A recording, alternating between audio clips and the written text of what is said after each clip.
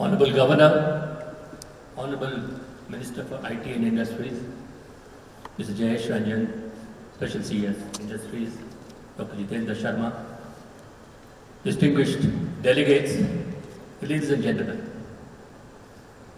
It's indeed a very proud moment for us, and if I may say, it's also a very nostalgic moment.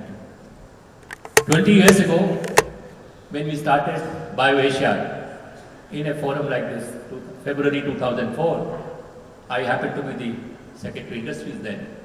We didn't realize that it's going to grow so big. Let me jog my memory with your permission, ma'am. Over this last eventful 20 years, how the event has grown, how this conference has grown, and along with the Genome Valley also has grown by leaps and bounds. In fact, the idea of having a conference like this was to showcase Genome Valley as the biotech hub of India. It had just begun in 2001, and we thought we should have an event to showcase as an ecosystem which would attract industries from all over the world, if not India. It was a difficult task to begin with, but Hyderabad presented a very unique combination of the partnership. We have all heard of the PPP, the public-private partnership, but here it was a very different kind of a partnership between academia, industry, and the government helping it. We had an advisory committee which was headed by the retired director of CCMB. The academia came in support to us, and they told us these are the things you should do in the government. The industry also was fully involved. That's how this ecosystem succeeded, and others did not. Many other cities, many other states tried, but they haven't been as successful as Genome Valley has been. Many other events were started, but they didn't sustain like BioAsia has done. So I would like to take this opportunity to compliment the team which carried on the efforts in the last 20 years. When we started it, and I was involved in some ways till about last 10 years. After that, it was Shri and his team which carried it forward, and it has truly become the magnet for attracting talent from all over the world. What made it happen, in a way, goes to its predictability. Every year in the month of February, this event people look forward to. Initially, we started it in the first or second week of February. Soon we realized that it's going to clash with the Chinese New Year. So you won't have the delegates coming from Singapore, China, Korea. This again being called BioAsia has a story to it. We wanted this to be a platform to showcase what is happening in the Asian countries, the Pacific countries. Till then, we had the event, the annual event which happens in the US, which was showcasing the achievements in USA and Europe, as if nothing was happening in Asia, which is a fact in a way that nothing much significant was happening in Asia then, but we wanted to have a platform to have networking among the Asian countries to showcase this. That is how this name BioAsia was coined, and the event has grown over the years.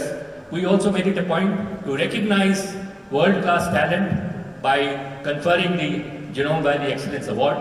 Many Nobel laureates were given. Some people who got the award got the Nobel Prize after that.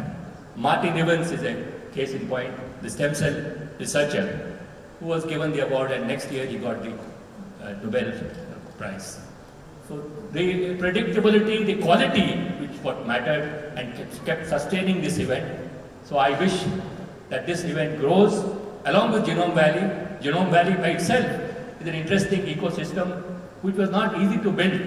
It has taken years.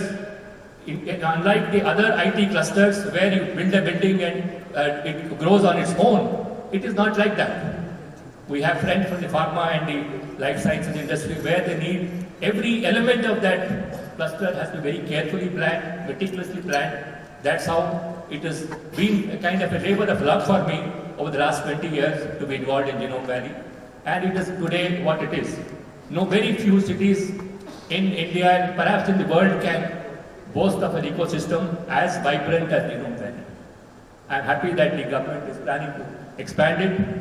Time has come to grow to other sectors of biotech industry like ag biotech.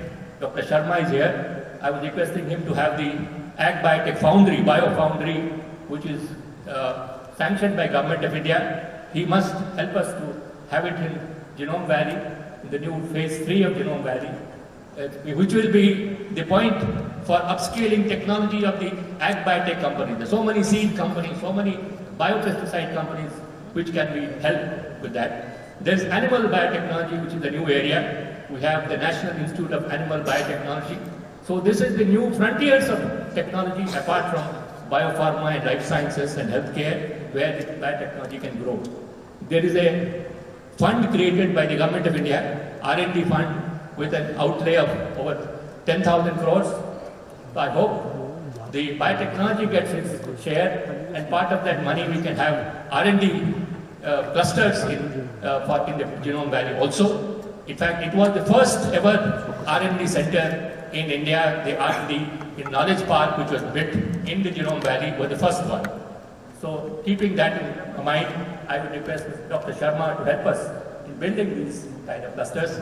Once again, take this opportunity for complimenting it. The Federation of Asian Biotech Associations, FABA as it was called, was the original organizer which was thought of hosting this event. They played this part by ensuring that chapters of FABA, they were present, and it continued over the years.